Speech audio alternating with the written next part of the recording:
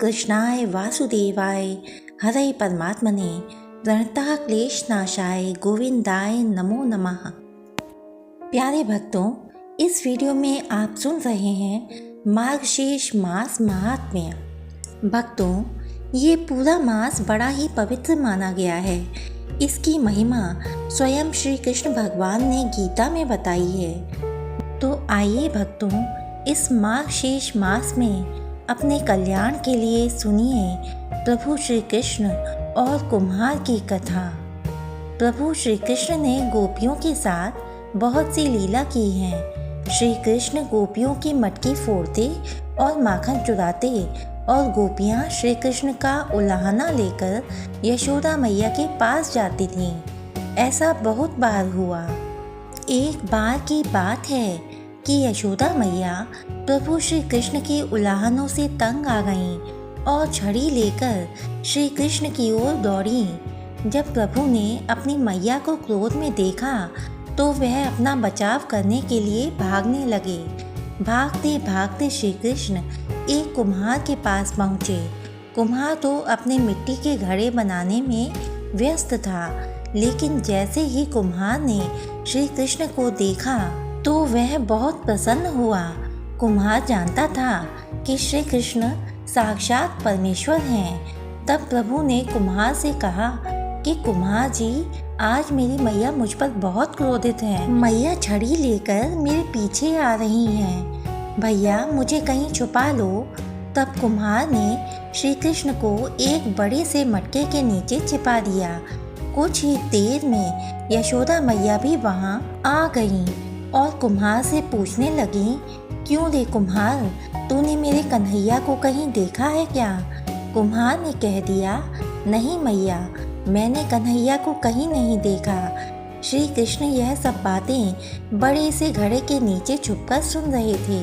मैया तो वहां से चली गईं।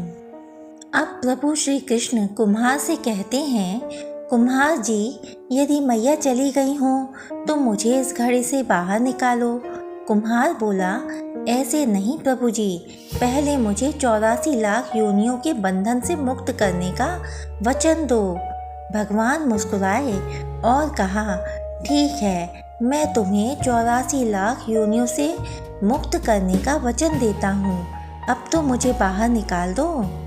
कुम्हार कहने लगा, मुझे अकेले नहीं प्रभु जी, मेरे परिवार के सभी लोगों को भी 84 लाख योनियों के बंधन से मुक्त करने का वचन दोगे तो मैं आपको इस घड़े से बाहर निकालूंगा। प्रभु जी कहते हैं, चलो ठीक है, उनको भी 84 लाख योनियों के बंधन से मुक्त होने का मैं वचन देता हूँ। अब तो मुझे घड़े से बाहर निकाल दो। अब कुम्हार कहता है, बस प्रभु जी, एक विनती और है, उसे भी पूरा करने का वचन दे दो तो मैं आपको घड़े से बाहर निकाल दूंगा। भगवान बोले, वो भी बता दे, क्या कहना चाहते हो? कुम्हार कहने लगा, प्रभु जी, जिस घड़े के नीचे आप छुपे हो उसकी मिट्टी मेरे बैलों के ऊपर लाद के लाई गई है। मेरे इन बैलों को भी 84 के बंधन से मुक्त करने का वचन दो। भगवान ने कुम्हार के प्रेम पर प्रसन्न होकर उन बैलों को भी 84 के बंधन से मुक्त होने का वचन दिया। प्रभु बोले, अब तो तुम्हारी सब इच्छा पूरी हो गई, अब तो मुझे घड़े से बाहर निकाल दो। तब कुम्हार कहता है, अभी नहीं भगवान, बस एक अंतिम इच्छा और है, उसे भी पूरा कर दीजिए। और वह यह है कि जो भी प्राणी हम दोनों के बीच के इस संवाद को सुनेगा उसे भी आप 84 लाख योनियों के बंधन से मुक्त करोगे। बस यह वचन दे दो तो मैं आपको इस घड़े से बाहर निकाल दूंगा। कुम्हार की प्रेम भरी बातों को सुनकर प्रभु श्री कृष्ण बहुत खुश हुए और कुम्हार की इस इच्छा को भी पूरा करने का वचन दिया। फिर कुम्हार ने बाल श्री कृष्ण को घड़े से बाहर निकाल दिया।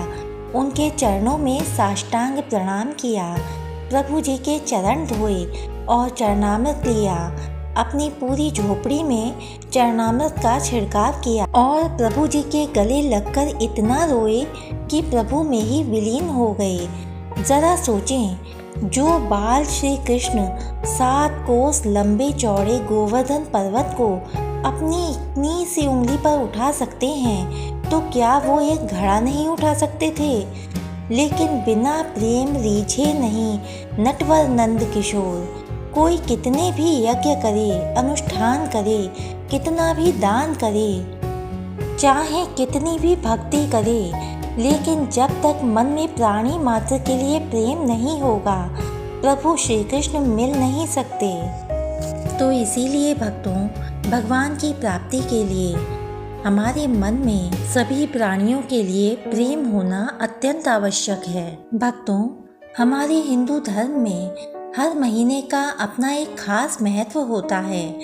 ये सभी माह किसी न किसी देव देवता को समर्पित होते हैं और सभी महीने में कुछ खास व्रत और त्योहार शामिल होते हैं। इन्हीं महीनों में से एक है मार्गशीर्ष माह, जिसे अगहन भी कहा जाता है। यह साल का 9वां महीना है। धार्मिक मान्यताओं के अनुसार इस महीने में भगवान विष्णु, श्री कृष्ण और माँ लक्ष्मी की पूजा करने का बड़ा महत्व है। यह महीना पितरों की शांति और मोक्ष प्राप्ति के लिए भी खास माना गया है। ओम क्लीं कृष्णाय नमः। भक्तों, हमारी अब तक की कथाएं सुनने के लिए आपका बहुत बहुत धन्यवाद।